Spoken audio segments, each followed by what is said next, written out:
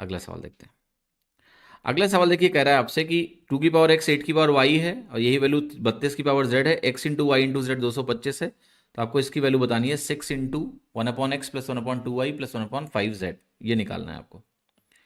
तो नेचुरली देखो, आप x into y into z की वैल्यू आपको दी हुई है, ठीक। अब मुझे एक्स वाई जेड में भी एक रिलेशनशिप दिया है ना, सम ए की power x is equal to b की power y is equal to c की पावर जेड। तो वहां से एक्स और वाई जेड में एक रिलेशनशिप है, यहाँ x into y into z दिया है, तो मैं सबकी वैल्यू निकाल सकता हूँ। वो उठा के यहाँ रखूंगा, मेरा आंसर आ जाएगा, ठीक। तो लेट्स सॉल्व। अब देखो, 2 की पावर एक्स की जो वैल्यू है वो अगर 8 की पावर वाई है, तो उसको मैं लिख सकता हूँ 2 की पावर 3 वाई, क्योंकि 2 की पावर 3 8 के बराबर होता है, ठीक है। फिर ये वैल्यू जो है 32 की पावर जेड, ये है 2 की पावर 5 की पावर जेड, तो 2 की पावर 5 जेड बनेगा। ध्यान रखना हमेशा, ए की पावर एम की पावर जो एन होता है वो ए की पावर एम इंटू एन होता है।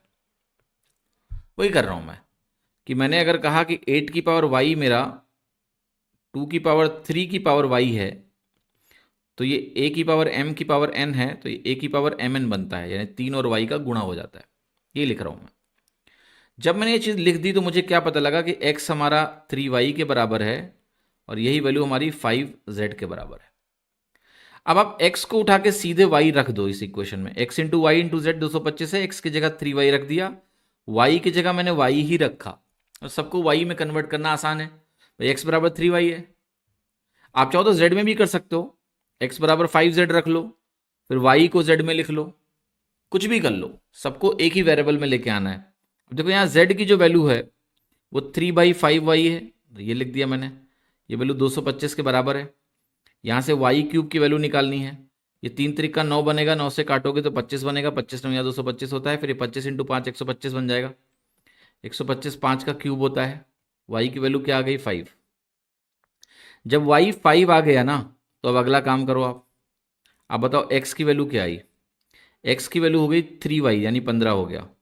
वाई की इंडिपेंडेंट वैल्यू 3 हो गई, और अगर 5 इंटू जेड हमारा 15 के बराबर है यानी x के बराबर है, तो 5z की वैल्यू तो x के बराबर हो गई यानी 15 के बराबर हो गया।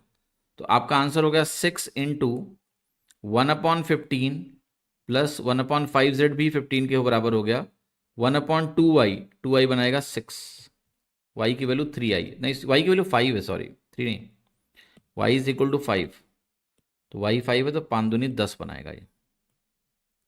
अब इसमें क्या होगा, एलसीएम लोग 30 बनेगा, तो ये बनेगा 6 इंटू, अब दिख रहा है ना आपको, डिनोमिनेटर कट के 5 आएगा, डिनोमिनेटर कट के 5 आएगा तो बी करेक्ट होगा, ठीक है। बाकी कहीं और 5 है नहीं, बट सॉल्व करना तो कर लो। 15 दूना 30, 10 तियाँ 30, 15 दूना 30, तो 3 2 5 2 7, 7/5, ठीक है, बी ऑप्शन करेक्ट हो गया।